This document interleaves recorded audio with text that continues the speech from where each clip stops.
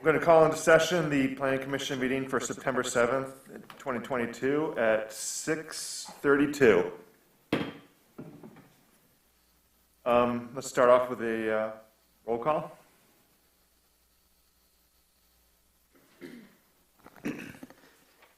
Commissioner Hagfors. Here. Commissioner Hoskew. Here. Commissioner Baker. Here. Commissioner Brazen. Here. Councilman Polika. Here. And Vice Chair Showalter. Here. And the Chair Foster is not here today, so today I'm going to be filling in as the Vice Chair. Motion to excuse Foster, Azar, Akers? and Akers. Akers. Second. All those in favor? Aye. Aye. Any opposed? Okay. Now, do we have any, let's move on to the approval of the agenda. Do we have a motion to approve tonight's agenda? I move to approve the agenda as presented. Second. Okay, we have a motion by Councilman Polika and a second by Commissioner Brazen. All those in favor? Aye. Aye. All those opposed? Okay, moving on to the approval of the minutes. And we're looking at for consideration of the minutes from August 17th, 2022. And for the record, I'd like to note that Commissioner Akers showed up at 6:33 p.m. Welcome. And do we have a motion to approve the minutes from August 17th, 2022? I would move to approve the minutes from the August 17th, 2022 Planning Commission meeting. Second. Okay, we have a motion by Commissioner Baker and a second by Commissioner Brazen. And all those in favor? Aye. Aye. Opposed? Okay. Now, for the call to audience, this is a time for anyone in the audience to address the Planning Commission on any topic not on today's agenda. If anyone in the audience is here to speak on an issue not on the agenda, now is your time to do so. Please approach the podium, state your name for the record, and direct all comments to the Planning Commission. You have 3 minutes. And not seeing anyone here, I'll open up the public hearing at 6:34 p.m. Okay, I'm going to close the public hearing at 6:34 p.m. Oh, you were on call to audience, sorry. You'll want to read what the public hearing is for. Oh, and yeah, we do have a public hearing today for the City of Ferndale Master Draft Plan for 2022.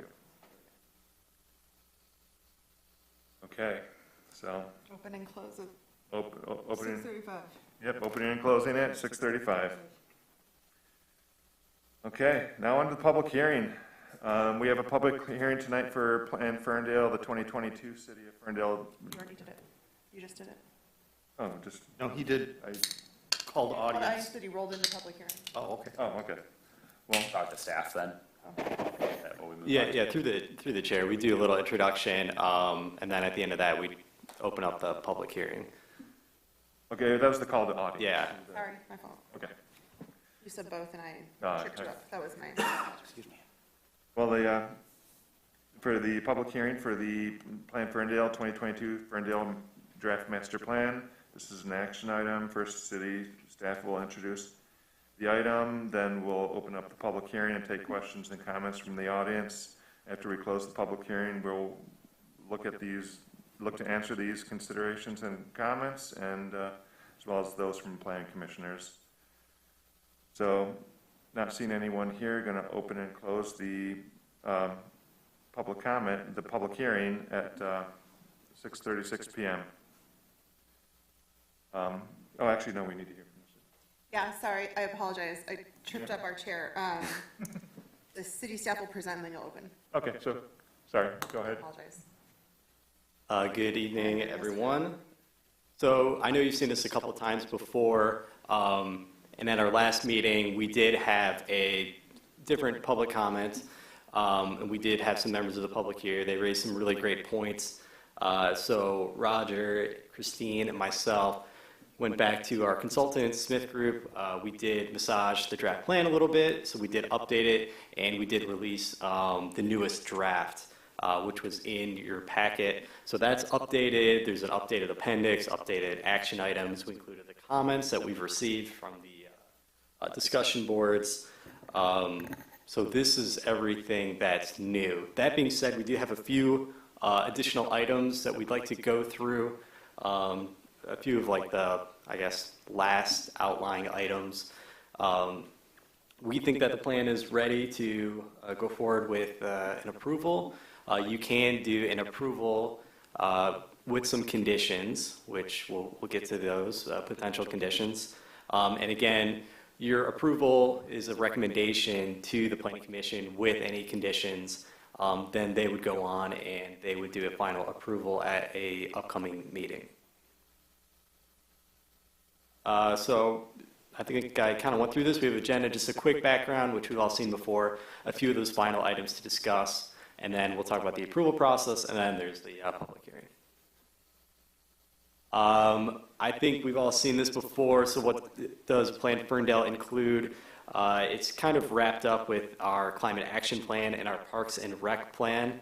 So the climate action plan is brand new, and the Parks and Rec plan was a separate plan that was adopted in January, but it will connect to align with Plan Ferndale, notably with a new forward. So this process began back in 2021. It was developed with extensive public feedback, primarily through our research and our consultants. We use current demographic data and trends to modify the plan and to update it. These numbers on the right have actually been updated since the last time you saw them, so we're up to 430 discussion board responses, and we've had 13 community summits. How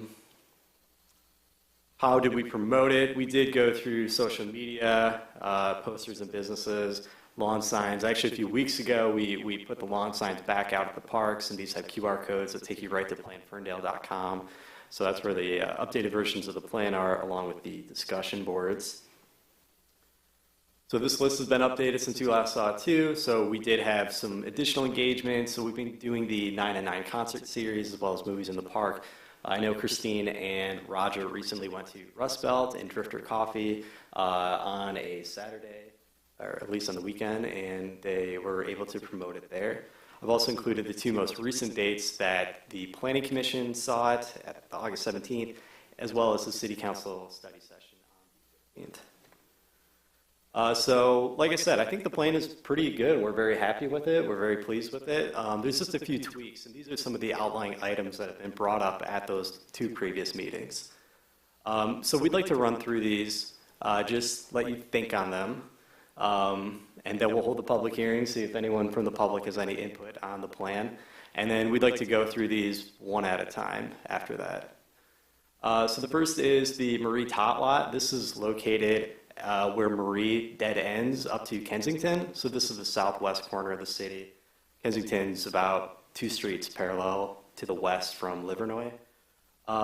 I think this one just got biased because it's so little on the plan. All of our other parks are shown as open space, but this one kind of snuck by us. So we would like to, we're recommending that this be shown as open space like all the other parks on the plan. Frankly, because it's so small, it kind of gets lost on the future land use map. We would probably do some kind of pop-up on the plan just so you can see that little speck of green amidst all the yellow of the traditional residential. This one is similar. This is Shipper Park. So you may know this as the little pocket park right next to Ferndale House at the corner of 9 and Planavon. Again, it's really a sliver, so it's almost like a scaling issue. It'd be hard to see on the future land use plan. We're entertaining a discussion of whether this should be kept as downtown or to specifically show it as open space. And again, it's so small, we would do a little pop-up thing so that you could actually see it on the map if we were to change it to open space. This one saw a lot of discussion on the 17th. the Hayes Lemmers lot. This is the large, primarily vacant site at the southwest corner of the city. It's included in our section on redevelopment strategies, which essentially gives guidelines of what we, the city, would like to see at the space. There's a lot of community discussion about this piece. A lot of people saw this as an advertisement or a for sale sign for the site. So under some discussion of our own, as well as from council and others, we are considering just removing this page entirely from the plan. This one is probably the other major item of discussion of how we should show Ferndale school sites on the future land use map. This is the map primarily as it was in 17 and as it is now proposed.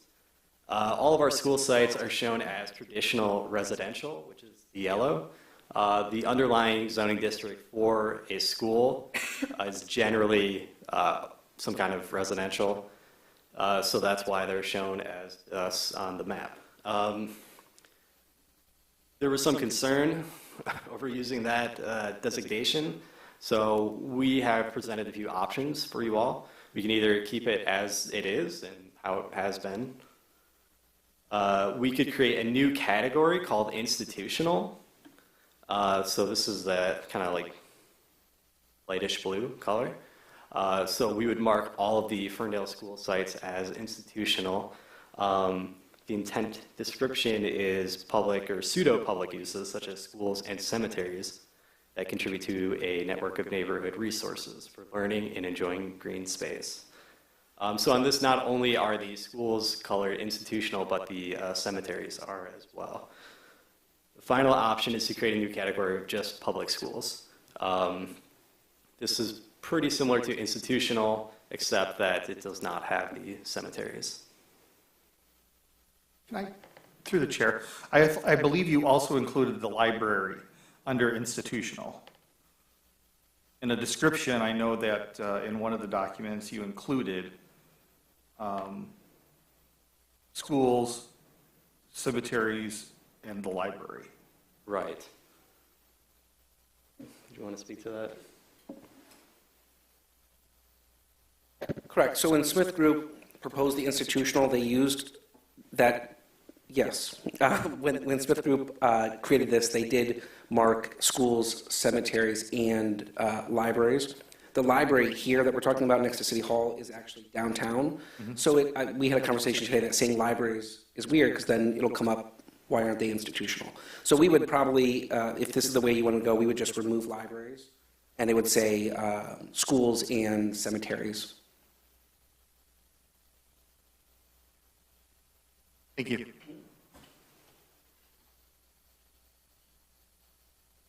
At this time, we wanted to open it up to see if there are any other commissioner comments or any other changes for the plan.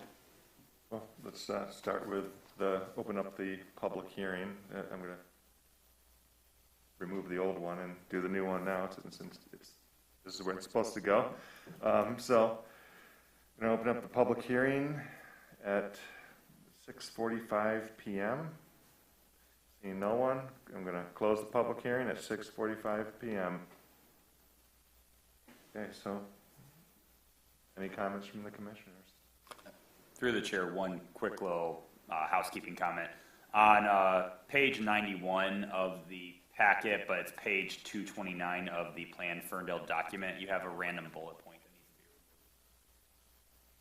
removed. Yeah, and through the chair, I did have one final slide. So we do have a housekeeping slide. So we're going to do front to back review of any kind of minor edits like that.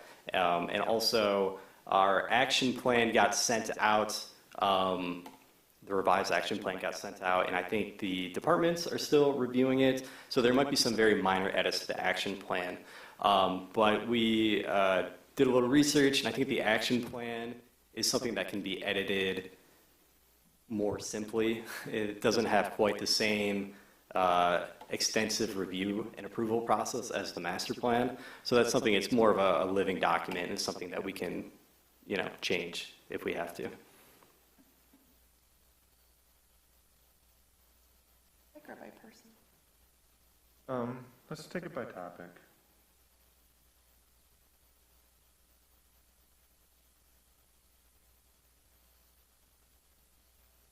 So through the chair, I agree that the Marie Tot lot, since we're talking about the parks in general, the next one is also the Schiffer Park. So I think both of those need to be called out as parks. We do invest not only city funds, but state funds into those parks. So I think we need to acknowledge them as such, as since MDNR grants are being used, they'll never be able to be used other than parks for the rest of eternity. I agree, and also because the value of the open space in those places, really, those are heavily utilized spaces where there aren't any sort of, big anchor parks nearby. So I do think labeling them as open space is important, just for the cohesion of our park system as well.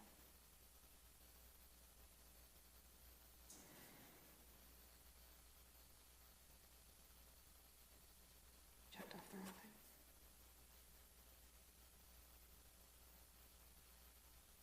thing. Okay, next topic. Got what you need. Any other comments on this topic?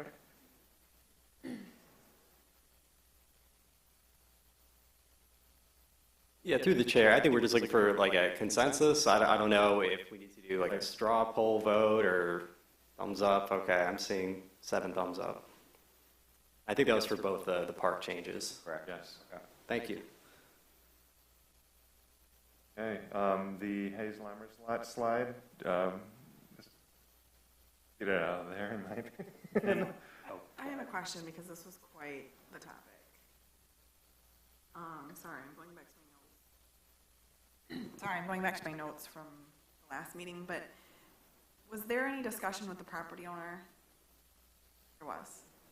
No. There was an attempt So- for a discussion. I'll kill 2 birds with 1 stone to talk about this site and the school site. So we did reach out to the owner to try to facilitate a meeting, but I think his schedule did not permit that, and so we were not able to discuss at that time. I think the community believes that this might be the city advocating for development, and it's not. It's just letting people know ahead of time, these are the things we look for. It still has the industrial land use designation and the industrial zoning. I think it gets ahead of things if people were to propose it, but it doesn't have much effect because the land use calls it industrial and the underlying zone district is industrial. So I'll leave that for you guys to discuss. For the school sites, we did meet with the new superintendent last week. I had a great conversation for about an hour. I think the school district doesn't generally involve themselves in land use plans, so I think they were uncertain of what it all meant. In what is a vision and what is the zoning document. The superintendent, I think, was leery of making any representation, being new, didn't want to put themselves out there. So I think the superintendent preferred that the school sites remain as residential. I think she understood what institutional and schools meant. She was going to run it by the board chair, president. I provided an email to her afterwards, giving her a synopsis and my phone number over the weekend. If the chair of the president wanted to discuss, no one's reached out. I think the superintendent does have concerns of calling it open space, as some community members wanted. Just setting up neighbors in the future for what is not the underlying zone district. So for Hayes Lammers, we tried to reach out to the property owner. For the school district, we did sit down and meet, and that's where our recommendations come from. You had a question, I cut you off. Yeah, no, I mean, I think you answered it about, so in essence, we're talking about removing this slide, but it does not change the zoning map. Yeah, absolutely. It's literally just removing this page, but we'd be keeping the future land use map, and as we all know, we'd be keeping the same existing zoning on site. So just to also clarify, it seems like a lot of the community expressed a concern that they would want it to be zoned as an open space, and that is, if the property owner decides to rezone part of his property as open space, then that's the only way that we can really move forward with that, because, is that a fair assessment? Well, we don't have an open space zoning as part of the issue. Your land use map open space. Oh, okay, that's. So, I mean, he could rezone the property, yes, to something else, yes. Okay. But we do not have an open space zoning.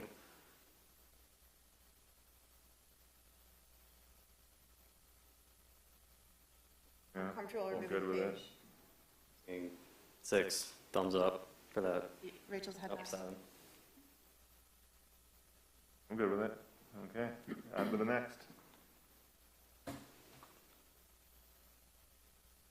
So this would be how best to designate the Ferndale schools throughout the city on the future land use map. So again, we can keep them as is, as traditional residential, change them along with the cemeteries to institutional, which is the new category, or create a new category for public schools. Through the chair.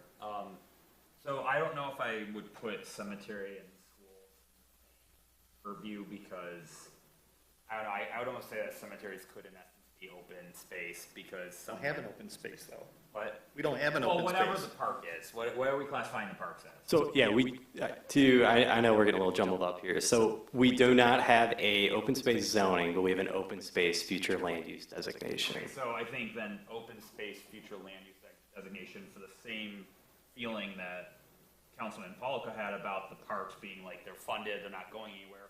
Cemeteries are the same thing. They're hollow ground. You can't touch them. I mean, it's a huge, you can, but for a lot of money, and our economy's never going to be there in this area. Spend that kind of money to move stuff out. Well, if your buildings want to be haunted, maybe. I would put it in Right the same below there. category of a park. And then from the standpoint of calling it institutional public school, I mean, institutional may make more sense as a name, because you're including like the Kulik Center, which is not a school, you're including the library, which is not a school, so the umbrella name of those kind of facilities as opposed to calling them public schools. Through the chair, I would agree. I think I'm the one that actually suggested that the cemetery be called institutional, but I'm not, I'm not, firm on that. I do think the library should be included in that institutional, even though it's downtown. I want to make sure people are aware, just like the Hayes Lemmers site, that we're not calling out that space as future, commercial land use, that we're going to sell the library and build something commercial there. So I think specifically calling it out as institutional lets people know. Not this site then. Because it's government, and I don't know. Well, Do we call that out separately?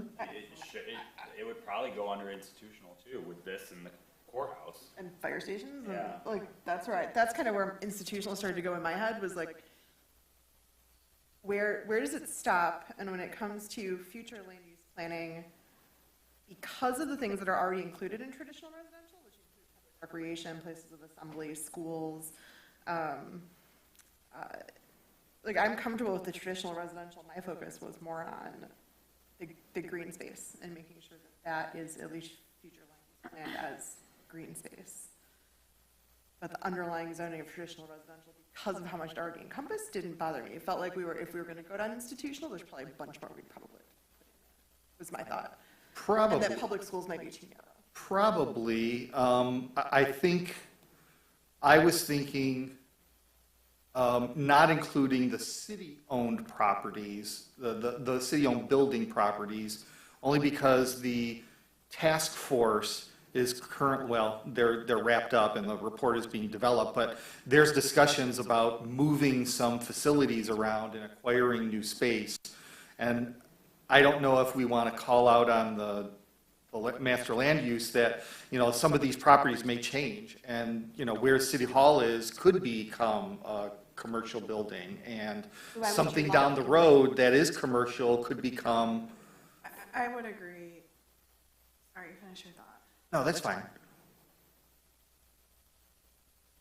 Yep, I was just gonna say, why would you lock in the library and not City Hall? Yeah, that's a valid question. I guess because the library really isn't under our control. It has their own board, and if they're the ones that choose to, My house isn't under our control. Future land use map it something. well, I know, but that's a zone. Is it? No. It's not under your control. It's like, Is that where you I'm lock sorry, your- I'm being a little bit devil's advocate, but I just I wanted to- understand. The more No. I thought about institutional, the more I was like, how deep are we gonna go? I mean, it's a valid I mean, think about the purpose of a future land use map and how it's going to be used, right? Like,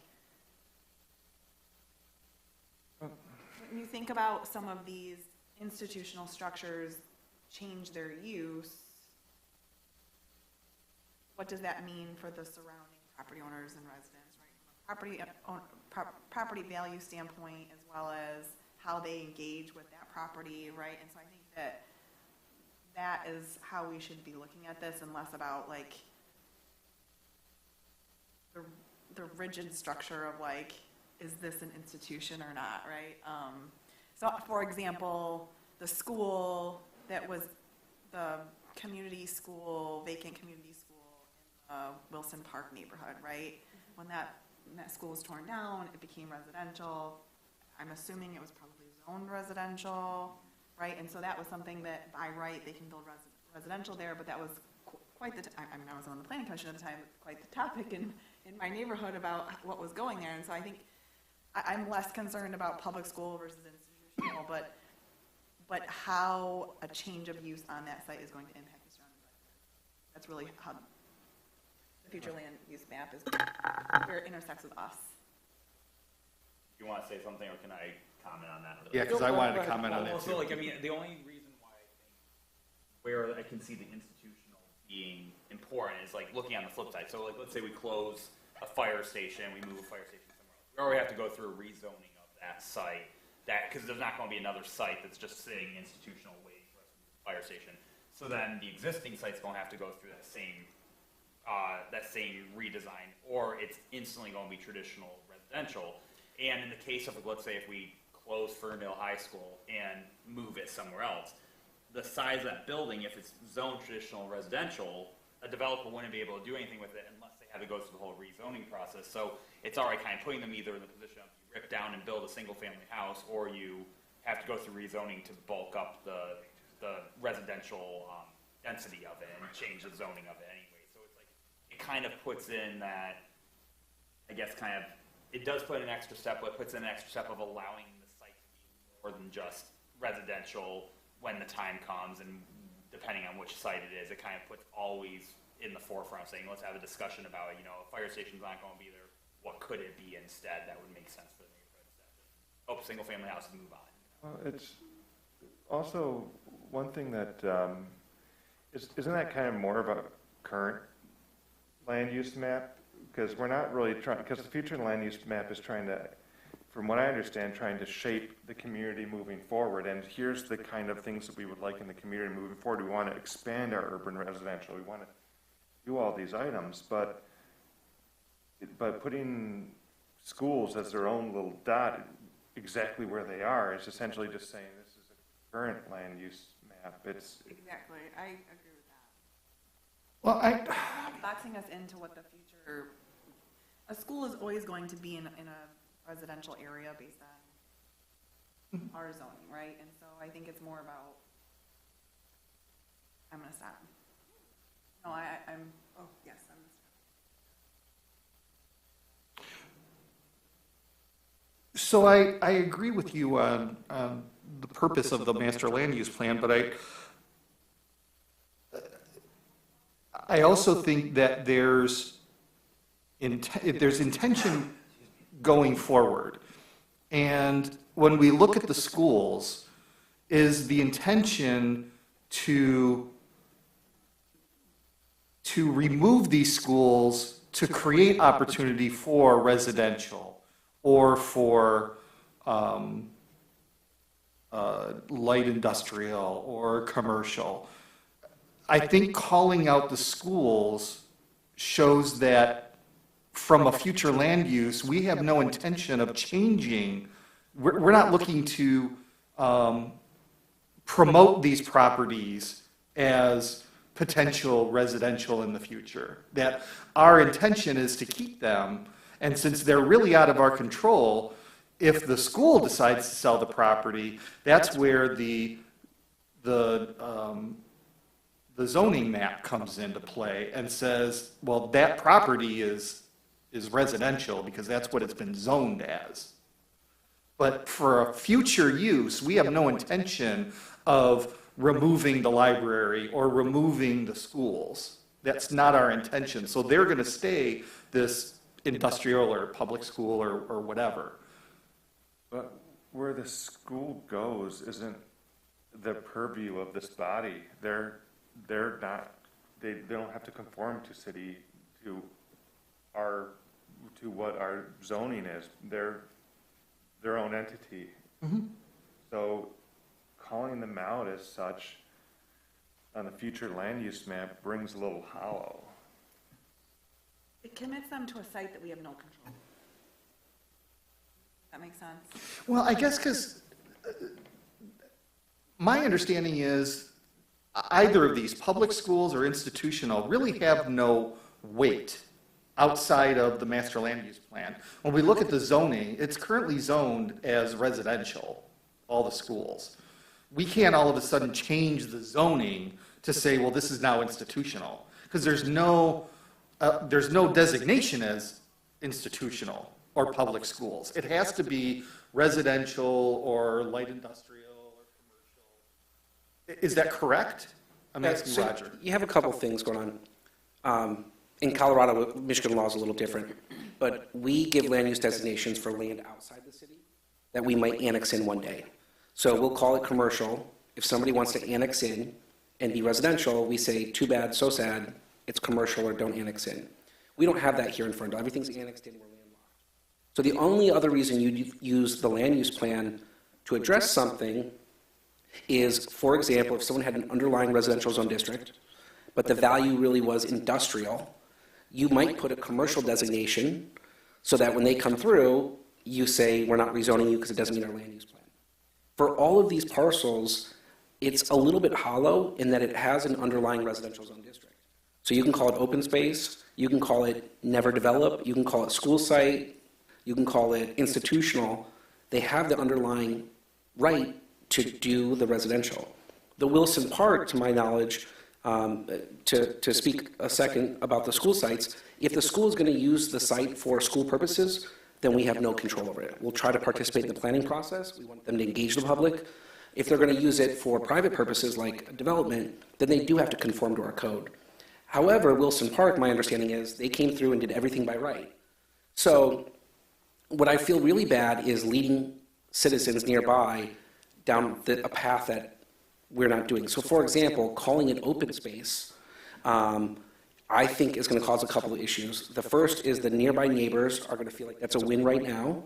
And then when it comes through, if it ever comes through development, and it may never come through, but if it ever did, then I think they're going to be upset of, well, wait a minute, we thought you went to bat for us. We thought you were fighting for this.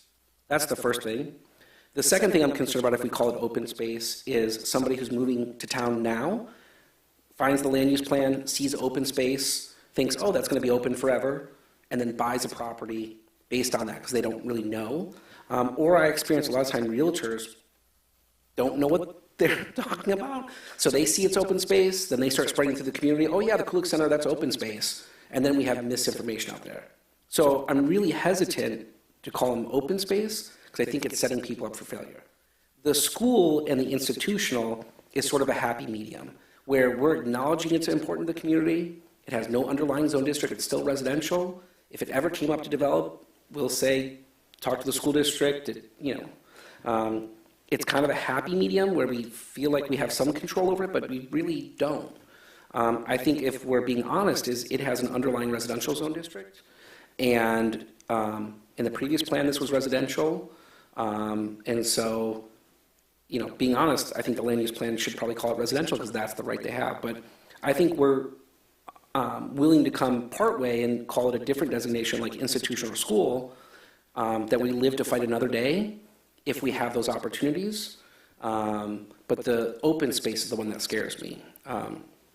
So I don't want to say it's hollow, it's important, but there's no underlying zone district, institutional, or school district. They have the underlying right.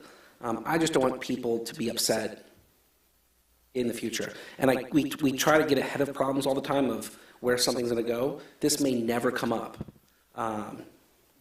And so we're getting in the weeds on something that may never come up again. It's my understanding that calling it institution or public school is saying that we want this site to always remain this, correct? I think an average person would agree that that's the city's message, that we prefer to stay open. Open in a general sense. If the owners of said institutions that are outside of the city of Ferndale were to sell, it would by right be residential, regardless of what is on our future land use map. The underlying zoning district is residential. So if they came in, for example, we're going to use the Kulik Center as an easy example. If they came in there and wanted to do townhomes, multifamily, then we would have full control of the PUD process. But if they just say, fine, we'll just do single-family homes, 6,000 square foot lots, 10-foot side setbacks, they would be allowed to do it. And I think our future land use map needs to reflect what we would want on those sites if those institutions go away, assuming that those institutions are going to locate in places in our community that are appropriate to their use. Yeah, so the question is, what would we want it to be? I don't think it would be, for most of them, I don't think it would be commercial. I don't think it would be industrial. I think we'd prefer it not be residential. But again, they have the underlying zone district. So we can call it open space,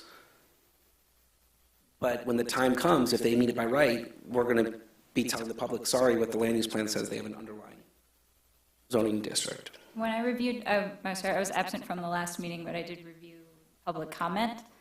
Was this, or is it our position to have provided that information to the public folks that were here before that had these questions about if it could be designated as open space or as some different future use?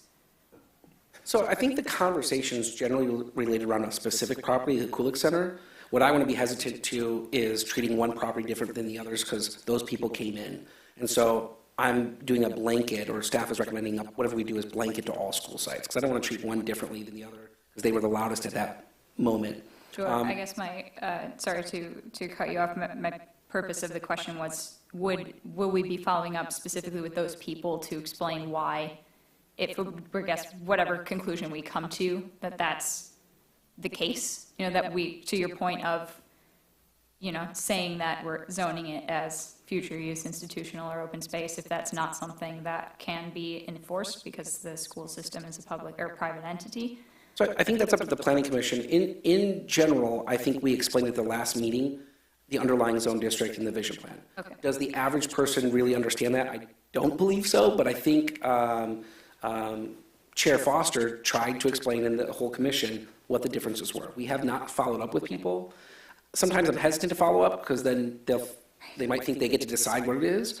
But if the commission would like us after this, or after whatever decision you make, to follow up with the 4 or 5 people that commented, I'm happy to spend some time with each one to try to explain it again.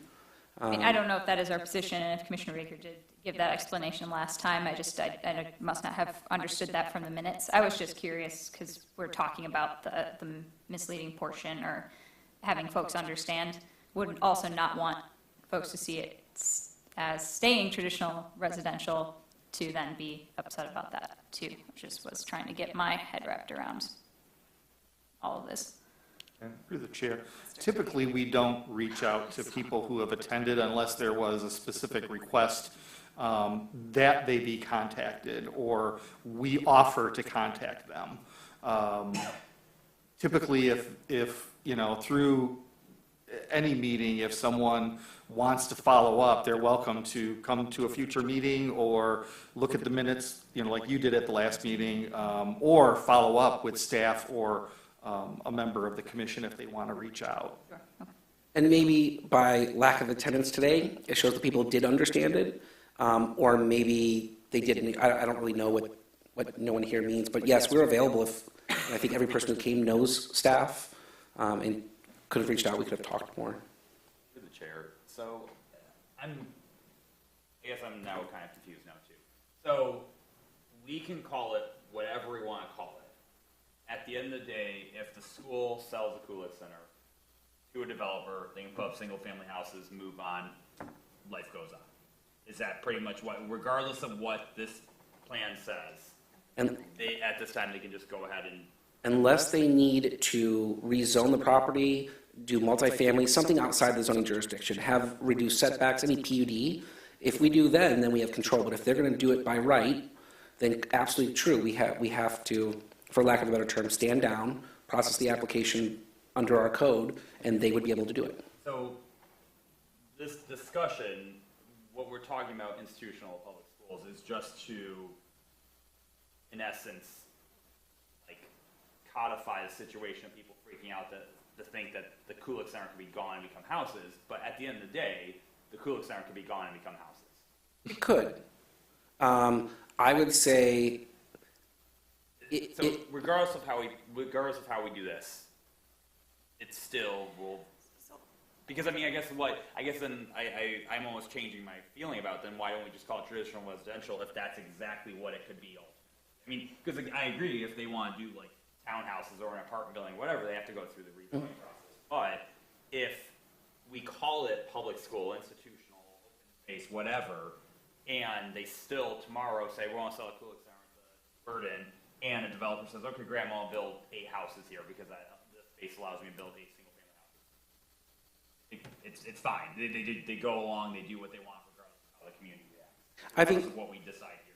I think staff's intent is that we heard from the neighbors, they really want to call it open space because they think that will preserve it and it won't build, and that's not true. We wanted a happy medium where I would call it sort of live to fight another day. We're not being pro-development with the schools or the institutional. We're acknowledging we like how that is set up. It gives the neighbors a little bit of a win that we're not encouraging development, but it doesn't take away the school district's kind of rights. But you're absolutely right that it has an underlying zone district. And unless we want to legislatively change the zone district, which then could result in a taking lawsuit, I think calling it open space, acknowledging that the zone district is residential and could develop, is really disingenuous.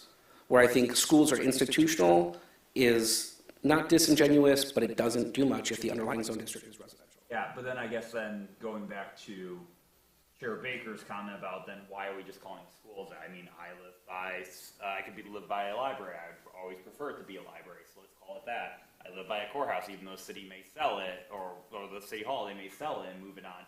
You know, if we call it that, it's going to make me feel comfortable that, oh great, city hall is always going to be next door, the city's always going to be next door, until a city says, no, we're selling it, we're going to build a new facility somewhere else, and now you have a bodega right next door. It won't be a bodega, but you know, like that's kind of the feeling, so it's like, now I'm kind of feeling like almost this seems more disingenuous to the public by giving them a sense of comfort that's not really there than if we just put it in the zone and say residential. But I think that the future land use map is a tool for us to say, what is the future intentionality of this site or this neighborhood or this district, right? So like, while it may not match one-to-one to the zoning map, it gives us a framework to work within if we were to ever receive a rezoning request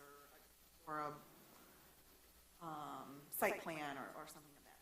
Well, and through the chair, I also think there's opportunity for other developers looking at other properties near a school. They know that these aren't residential homes that are on this site. It's actually an institutional facility. You know, I want to build a bar on Hilton at the end of the street from Edison. You know, do I want to build a bar that close? Well, if you have it all residential, no one looks at it as saying, oh, it's all residential. And then you look at future land, or the zoning map and it says residential. So it's not until you actually go out to the site that you actually see, oh, there's a school down, 300 feet from, a elementary school. Through the chair, following up on Commissioner Hoskew's comment, I talked with Councilmember Mikulski about two things about this and about Southwest Storage Yard, which wasn't on the list, but I I did want to follow up on that. And we talked about institutional, we talked about schools, that the school definition was a little narrower than institutional. We talked about what an open space, configuration, whether it's a whole parcel or a part of a parcel, would mean in the context of this plan. And the way that we talked about it was very similar to what Commissioner Hosky was saying, is that it gives us sort of a leg to stand on if there's a PUD request, if there's a rezoning request. That's when you go back to your future land use plan and your master plan and just say, do these things fit with our intent for this site and this neighborhood in the future? And we've had a number of those, right? And the most notable one related to a large site like the Kulik Center was at the old Taft School. And because we hadn't, and part of what felt like a park was taken over by that development, even though it was part school site, and our city park abutted it. Had that been future land use planned open space, because I was part of the negotiating team with Robertson Brothers to change how that development was configured, we may have had a little bit different negotiating point about how that was laid out, how open space was incorporated into the development. Maybe we could have leaned on open space a little bit more as a PUD requirement, even if the configuration hadn't been exactly the same. And so that's how Councilmember Mikulski and I talked about it last night, is that, she understood the difference between the sort of the strength, I guess, of the two. One is a vision and one is the law. And if you have an opportunity to align something with the vision and you haven't properly stated your vision, you've lost your opportunity. So if part of the vision for a site like University High School, which is the old Coolidge School, the Kulik Center, which is Washington, or the pre-K building, which is the old Harding, all of which have small urban park areas near them, or even, Lower Elementary, Roosevelt, which is kind of split between two cities. Our intent is to keep these as integrated neighborhood park spaces. I think we should call them that, at least those pieces of those properties, if we want to live to fight another day. I think that's the only way we got to. Otherwise, we have absolutely no say against the underlying zoning. So the suggestion would be to keep parts of the parcel as traditional residential and redesignate the future land use of the parts that are currently parks as open space? That's where my brain I like that. But that's maybe even more overcomplicating something that is. Well, And not to. what, I'm sorry, through the chair, what about, we removed the, That's kind of my thought. we removed the Hayes Lemmers page. Maybe we put one in that describes the institutions and saying that, these are currently, zoned as, residential, future land use calls them out as industrial, but the intent is that whatever future Institutional. use is used or whatever developer comes along, we intend to retain the public space that's there, the green space. We would only be able to do if they seek rezoning. Yes, I think that's a critical piece, right? Like, yes. because they can do whatever they want by right, as long as they stay within the guardrails that are. And maybe we need to rezone them. But then, as discussed, then we could possibly be in legal trouble if we go through and I mean, it was. force the Councilmember rezoning. Mikulski and I It's talked been a about that long too, the time difference in legal weight. Yeah. since I've gone through my citizen planner course. I thought that was all part of this. Say again? Was updating the zoning map to Yeah. reflect the master plan. When you do that, you risk the chance of being sued. So if I owned a property and you rezoned me, Right, and So- you reduce the property value.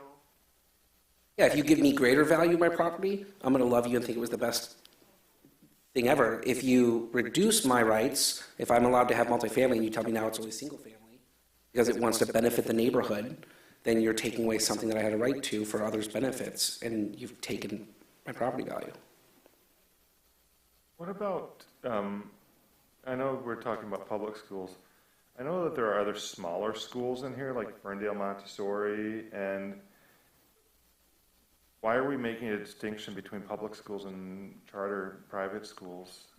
In short, I'll tell you, because the public comment we received was based on a particular property. So now I don't want to treat the Kulik Center, because some people live near it, differently, so now it's expanded to bigger ones. But you're right, it could go on to daycares that have tot lots and this, and I don't know where. Well, Then- but I think those public schools have governmental indemnities that allow them, Yeah. their playgrounds to be utilized as park space, whereas a playground, or, Yeah. excuse me, a daycare is going to have a locked playground and is not going to be, function like a, I know like a charter school, which isn't a public school, For profit. it's a for-profit, but I know the laws get a little bit, the laws would get a little bit complicated with what are allowed on charter school lots as opposed to, Yeah, but then is the charter school lot just a lease from the public school, and was grants, I mean, we'd have to dig deep into each one deeply. Do we kind of get around that concern with Commissioner Baker's idea about specifically designating the park areas that exist as future land use open space? Because, for example, the Montessori, as Commissioner Askew suggested, it has a park, but I believe it is fenced in behind the facility. There's not like an open space on that corner for people to use. yeah, I'm just trying to, figure out where the line of institutional ends. Right. and do we want to be governing that, right? Like, this is, what do we want these areas to be in the future? And Like, there do are, we really want that daycare to be there forever? So much so that we're like codifying it in the future. Bridge too far. and through the chair, there are Hazel Park Public Schools located within our city that honestly I hadn't thought about until you just brought up, like Edison School, which we had a special land use here, building reuse related to Edison School, which is a Hazel Park School, Jargon. They have playgrounds that are used as public playgrounds. So like the question then almost comes back around, why are we only talking about Ferndale? Well, and then through the chair, It's in our city. doing the playground, like if we want to talk about the Kulik Center, that's what started this whole conversation. Playground's like dead center of the property. So then if we rezone that, we've already said the value of the property is probably less because we've now chopped it up into an odd shape that it's not just a rectangle block anymore. Now it's, Do you mean rezone or change the land use plan?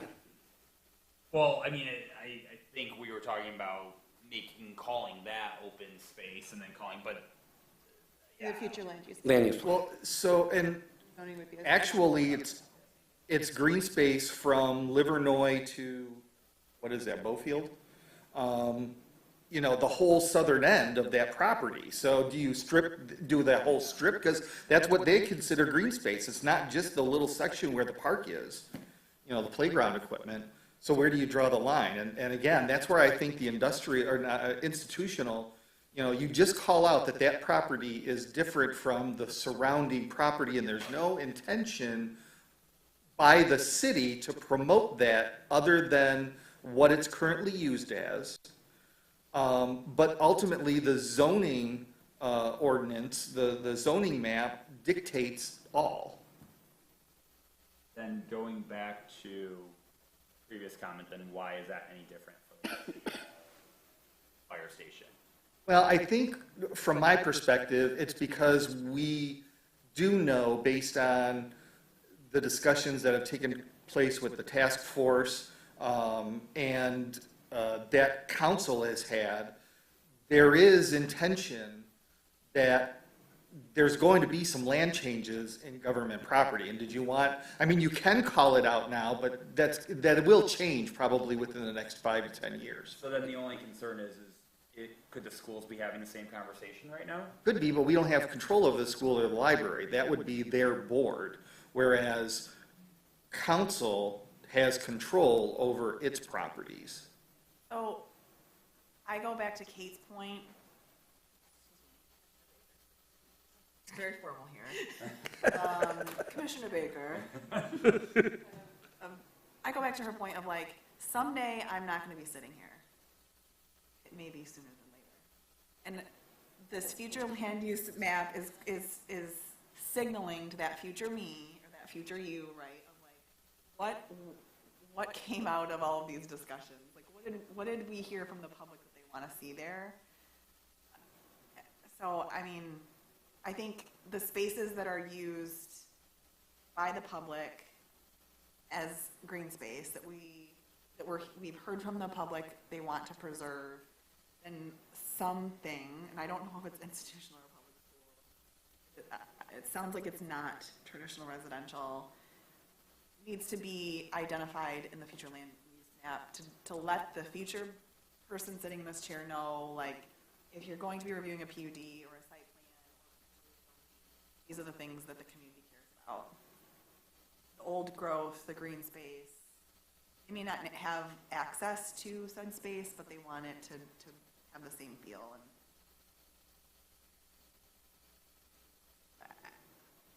I know that there's stuff cooking related to the Public Center and stuff like that, and I think what we know aside, what do we hope for these sites? What we heard from the public is that they want to retain the open space and the old growth and those few things. Yeah. So whatever we need to do to signal to the future us's that that's what we need to preserve. Yeah. Well, and it's also very possible that, just because the school may no longer be using a property doesn't mean that it will still become a school, retain a school. It could still be an institutional property. To me, we're signaling that we have no intention and we're not pursuing a change to these properties, knowing that we don't have control over these properties. And the underlying zoning ultimately dictates what happens. Through the chair, I would happily pursue a change in use to some of these properties. I love what happened at St. James. I'd love it to happen at the Kulik Center, because that would mean some of my neighbors who need to downsize could stay in the neighborhood, right? So to put something in a school category, I think is too narrow. I think that institutional, I see the rationale for it. I think it needs to really, we would need to give the staff very clear direction on what falls under that. Is it just Ferndale Public Schools buildings? Is it any public school in the city of Ferndale? Is it any publicly owned building in the city of Ferndale? And even institutional, I don't think, sends the message, as Commissioner Husky was saying, to future planning commissioners that a big part of this conversation was about open space. It wasn't just about these buildings or about publicly owned sites. It was about the way that the sites are used. Almost like a public amenity or something, like an institutional. It's about parks and trees and breathing is what I hear from residents when they come to talk to us. So does it go back to what I suggested, is having a one-pager that talks about what our hope, if these institutional sites are redeveloped based on the zoning, these are the things that we would expect to happen on these sites, to allow for some type of public use, to allow for the keeping of old growth trees, to retain as much of the existing green space as possible. Through the chair, a bit of that is addressed in the definition pages. So I could see either that being beefed up, it says preserve as much non-municipally owned green space and tree canopy as possible as development opportunity for both of them, right? Yeah. So I do think that those sentiments are there. So whether it's adding, a little more meat to these or a separate page, and I'm not trying to be disingenuous, and I'm not trying to give neighbors, a false understanding of what's possible. But when I very specifically think back to the conversations around Taft School, if something had been designated open space, I think we would have gotten a different outcome. It doesn't mean we wouldn't have gotten townhomes. I just think we would have had a different outcome and a different conversation about open space. Part of that site had been open space, whether the other part had been residential or institutional. Probably not Wilson, because really it was quite by right, but. So did I hear you propose an open space? In the future land use map, I think it would be a humongous conversation to try to do under zoning. I would be, like, need to be having Dan Christ sitting next to me evaluating, like, Right, what but a just for the downzoning would purposes mean. of the, it sounds like there's no Purposes of appetite future to land use properties, to open space. to anything, to reflect the future land use map. Typically, you wouldn't do it before you adopt your future land use map, so zoning would come next. I'm eager for it. Can I throw out an idea? Got a It's list. maybe absolutely ridiculous, but I'm just trying to think of it. So if we kind of want to define certain properties, because now my mind's thinking back to when the church on Pinecrest was being talked about and becoming residential, and this was the same discussion. The reason why they didn't come here today is because now it's a church again. That could change next year. So what if we designate these institution spots on a future land use map as traditional and residential with like a hashing in it, and then you have the page of explanation saying, these are the reason why these look a little different. This is what the hope is if you were to redevelop it, kind of giving the guidance, but kind of showing still, saying that at the end of the day, they can be traditional residential and move on whether we like it or not. But you're kind of giving that additional guidance and saying, these parcels are, you know, something to look further at and not just, oh, it's traditional residential, move on. And so you're not changing the zoning, but you're just bringing the attention that this is maybe a slightly different parcel. Well, really, all you're doing is changing the color. So instead of using color separate, you're using Yeah, but I'm saying existing residential and it a, goes beyond the schools though, because like I said, that church on Pinecrest was a very big discussion for the exact same discussion that we're having here, as people use the front lawn on it, like that people use that as their open space up there. but again, that's private property. You don't have this, But well, so no, are it's all the different. properties. And so, also a theme of the master plan was a lot of conversation around affordable housing and housing in general. And I think by all of these institutional properties, so now the churches, and now this has become a very slippery slope. And those are your development opportunities for affordable, higher density. Let me put it this way. We have better control over the properties we pay taxes on than properties we don't pay taxes on. So you don't have a say that you can go on a church property just because there's a front lawn and for the last 2 years they've let you picnic on it. And now they're saying, nope, you can't picnic on it. That's not a property that you have control over. A school, you pay taxes for the school, you pay taxes for parks, you pay taxes to the city government.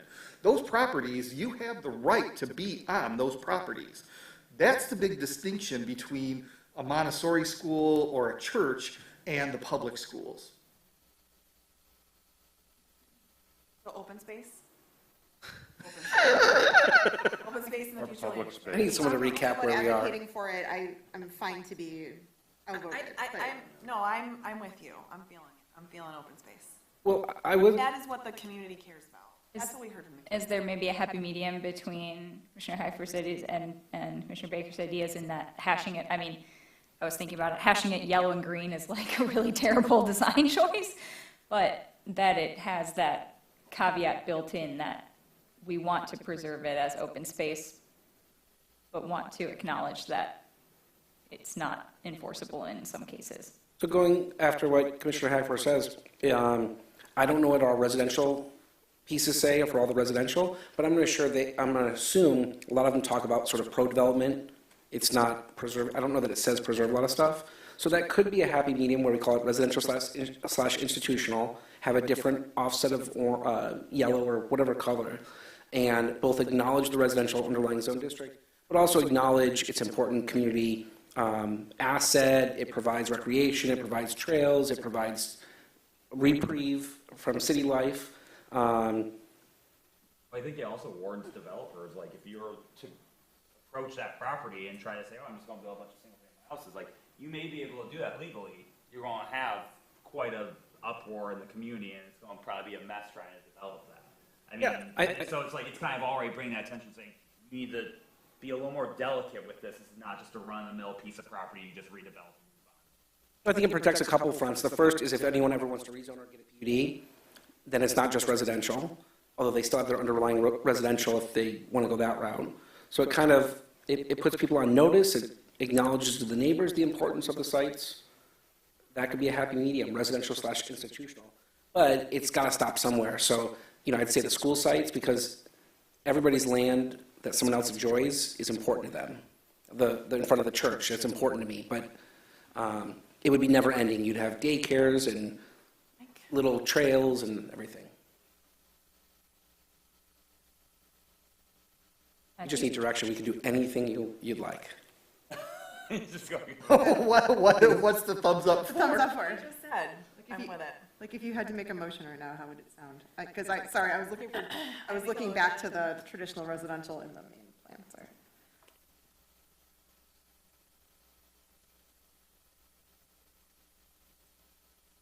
I think it's a reasonable compromise.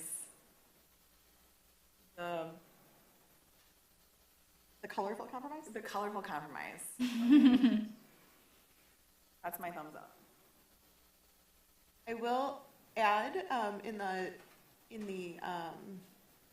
vein of discussing accessibility when it comes to plans like this, our former mayor actually leaned over to me once during a council meeting. We were presenting a zoning ordinance or a future land use plan or something that the commission had put a ton of time into, and we were so excited with all these colors. And Craig leans over and he says, "I'm colorblind." I didn't see the damn thing, right? And so I'm so excited about this. So it was when you talked about hashing that it made me think that we should be aware that not everyone can see these colors. So the definitions are important. The intent and stating that intent is also important because not everyone may be able to see the colorful. So, through the chair. And I also think if you do the hashing, people may look at it as like, stay away, like danger, hashtag. So real quick, are we keeping the cemetery as institutional or not? No, I would keep, the cemeteries would be defined like parks, because it's not something that's, That was only done when we created institutional, have a little more, Okay. but if, as it stands as recommended originally, it would be just open space. yeah. that's Okay, not- so if we, yeah, I just like, the cemetery was like this weird little ball thing so if we get rid of the cemetery, then that's. Another thing you don't pay taxes towards, so it's really not your ability to freely I mean, use. I welcome the ability to develop the cemetery, because I would welcome a more lively neighbor at the end of my street, but I highly doubt that will ever be anything other than a Very expensive. I mean, So, then we're talking about having it be traditional residential and this new institutional category, or we want it traditional residential and open space, Trying to figure out. which I think We were just makes discussing. more sense, but I am the most junior member. Institutional, I think I'm just running into issues with the word institutional. It feels, Institutional? Sterile. when Yeah. you talk about, like, in architecture, when you say this is an institutional building, that means that this building, like, is boring. And this building. You seen our like, schools? and like That's so bad. this building isn't being creative. And so it's like, I don't. Residential/community asset, residential/. I think residential/open space, because then again, it's saying if someone I were to don't- go in. because that's with- what the community. And it's I not don't like adding the idea another of open category. space. Like Not having open that space. component of open space in the development is very Lower important. density, it needs to happen. Where the parcel is, but. I mean, residential/open space is two conflicting, Yeah. that's opposite ends of the spectrum. And also, it makes it sound like your Community asset. intention is to turn that into open space. I support community asset. Community asset, that's fine with me. Colorful community asset compromise. Well, thinking about open space, I wasn't ever suggesting that we make an entire parcel open space, but that we honor the usable open space that exists on a parcel. And if we're talking about the Kulik Center, I'm talking about the southern half of the site that is the usable open space that has, the trees, the play yard on the playground, whereas I would see it a half and half almost. But like- Are we parcel splitting now? Like, Yeah, actually, we talked about it it was an interesting part of the conversation at the city council working group about this, is that master planning, master land use planning boundaries in your map don't need to follow parcel guidelines. like, It makes the development a little bit hard when you're trying to plan it out, but my thing is, I don't know, we would have to do a full inventory and come back with you, because I wouldn't trust myself to decide what portion of that land is open space to somebody else. And, but generally, it'd probably be most of the non-building area would be the non-building, non-parking area would be open space, Agreed. generally. And the Keelik Center makes a lot of sense, but like a school like Ferndale High School, where's the open space in Ferndale High School? Is it gonna be like a U-shaped, And the most. yeah, Parking lot considered open space? Want to ride your bike, it would be. wanna park there when, across the street? So, you know, coloring part of it open space, part of it residential, is okay. Calling the whole thing residential slash community asset, residential slash something blankets the whole site, which is, I think, good. And I think, and it's just easier. Because we're gonna review the whole site plan anyways, right? At that point, we're And, hypothetically. And the zoning is still Yeah. and, neighborhood residential. and maybe we should have that slide that describes what we talked about. Maybe we get rid of that, like you said. Polka. Yeah, Polka, sorry, I meant.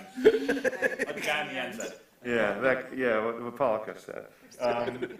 Oh, that's Like, maybe we remove that, the slide that was so controversial, and then we just create a new one that just defines what we expect from those sites to provide future us as the direction.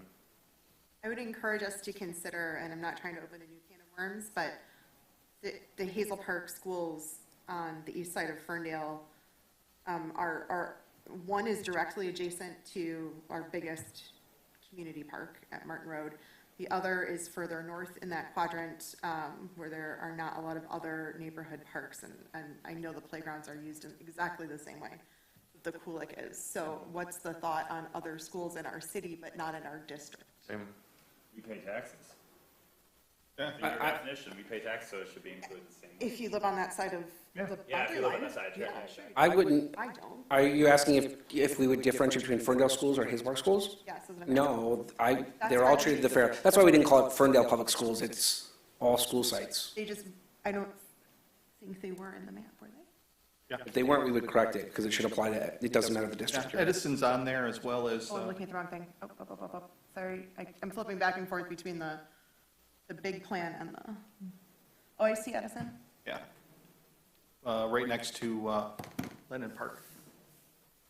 So if I can recap where we are and then tell me, let's correct it. It seems, we've had a long discussion on whether we call school sites, Hazel Park or Ferndale, residential, open space, Okay. institutional, or schools. And it seems like you may have come to a consensus that we should create a new land use designation, and we could talk about that name, but residential slash something, that both acknowledges the zoning, but also calls out the various assets in all the schools, such as trails, sledding hills, volleyball courts, paths. What's that? There's a little. Well, that's true, that's at Martin Road Park.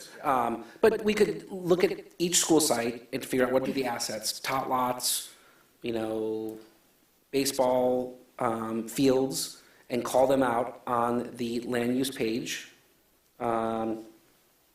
And saying that, we can say a variety of things, I think we can come up with language, but the community values these as reprieve, areas of reprieve, that if there was ever a zoning change or a PUD request, the city would be looking at preserving these types of items. Even if there wasn't, we still would be, I don't want to say applying pressure, but fighting for these uses to remain on site. But kind of what we heard. Yep, thumbs up. Now, do we have a preference on the name? The community asset was nice. Community asset. Residential slash community asset?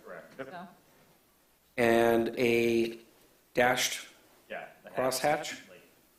yeah, maybe that blue and yellow have a little bit more contrast then. Would the commission like to see this and have a time to respond through email? Or would you like us to bring it back to you again? Email.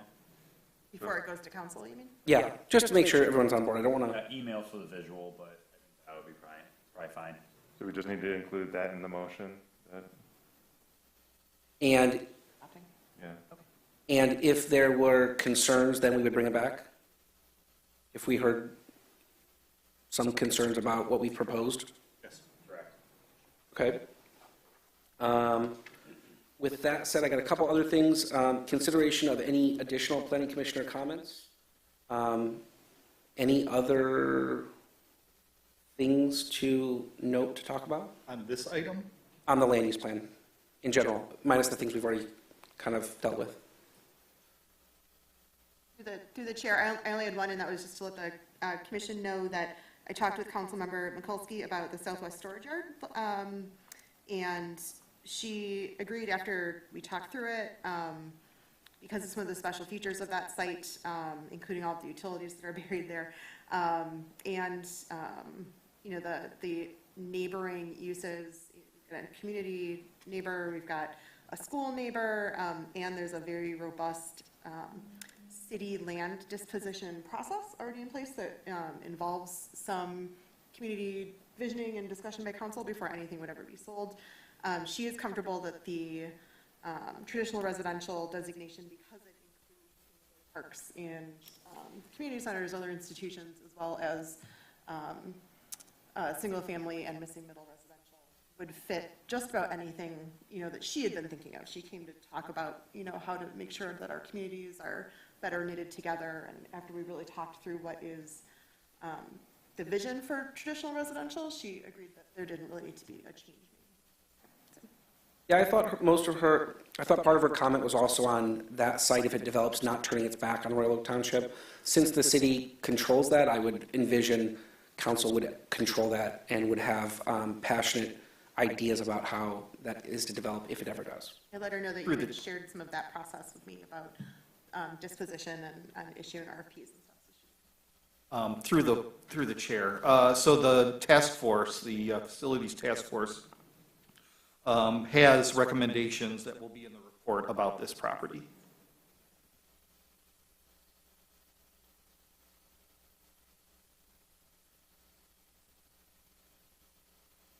All right. With that said, I'd like to take 1 minute to thank a variety of people for. Oh, sorry.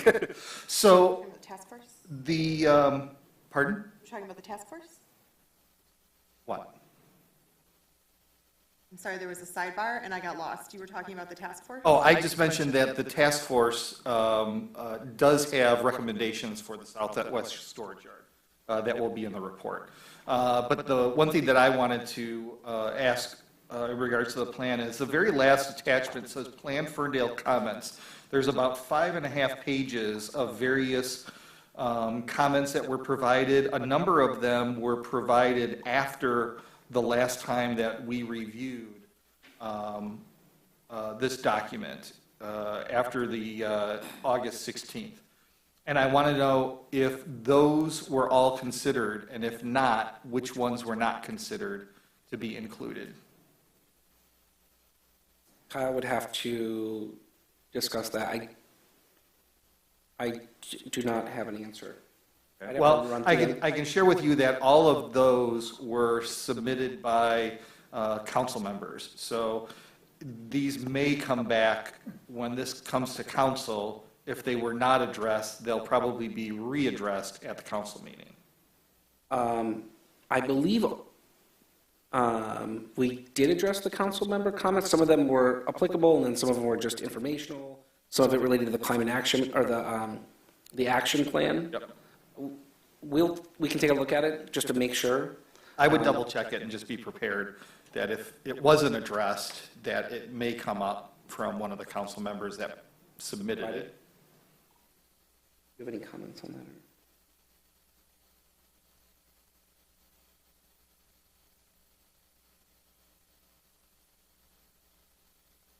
So on our sheet, we have a notes section that was hidden.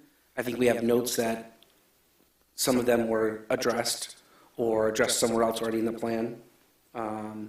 So I think we might have it taken care of, but I will note it. We'll get Christine to make sure and be prepared with the council meeting. Okay, excellent, thank you. That's all I have, Chair.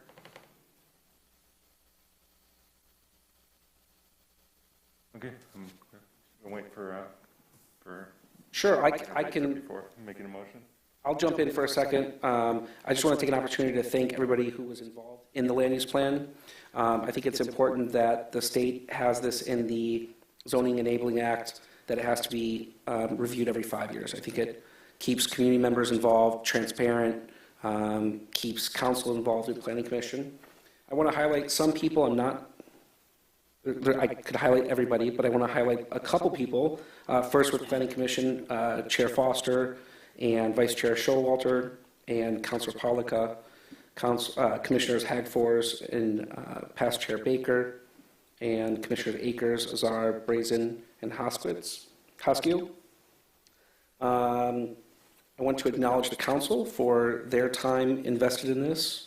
I want to acknowledge Jordan Twardy and Justin Lyons for the work they put in here.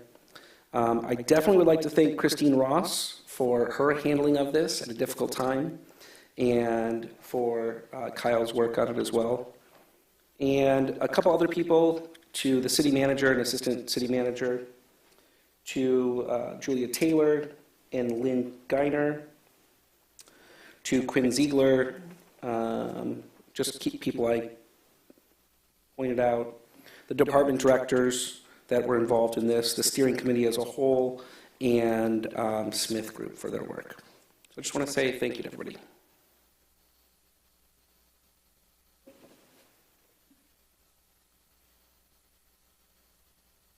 Okay, looking for a motion on this?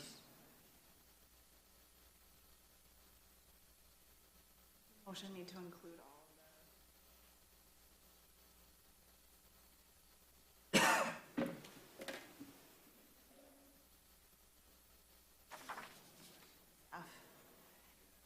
does the motion need to include all the items that were discussed and agreed on this evening?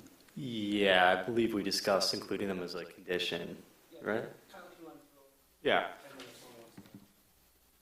Yeah, so these would be conditions to include the Marie Tot lot and Schiffer Park as open space, to remove the Hayes Lemmers lot from the redevelopment strategies page, and to designate the Ferndale school sites as residential/community asset.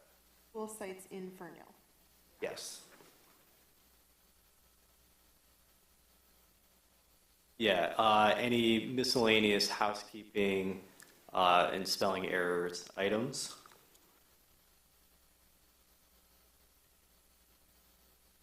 So I would like to make a motion to adopt the master plan as presented with the following edits. The addition of the Marie Tot lot and Schiffer Park as open space. The removal of the Hayes Lemmers page to be stricken from the document, and for all schools located in the city of Ferndale to be designated as residential slash community asset. And that the community asset designation be defined within the document. Through the chair, I think we need a second. I'll second with a request. The Schiffer Park and Marie Tot lot are defined as parks and not open space. Or parks are marked as open space. And I think they're marked we as- have a motion by Commissioner Hoskew and a second by Councilman Polka. And discussion on the item? Right, through the chair, I think, did you also need to add the general cleanup Yes. Housekeeping. or housekeeping Housekeeping. items? And sorry for cutting you off, just wanted to. Sorry. Second. From the amendment, I accept the suggested amendment. Through the chair, I mean, all of the parks are open space. Oh, they are? I always thought they were separated by actual parks. I didn't think that there was anything called open space. In the future land use map is open space. Yeah, in the Okay. future land use map, all the Okay, parks sorry, are open gotcha. space. Okay. I retract my suggested request. You know, it's layers. We accept the additional. I did accept the additional change. about the cleanup, yes. Catch that one. Don't want to have to redo it. Or people who are listening at home are probably. Any further discussion on the motion? You need a roll call? Yes. Yeah. We should, yes.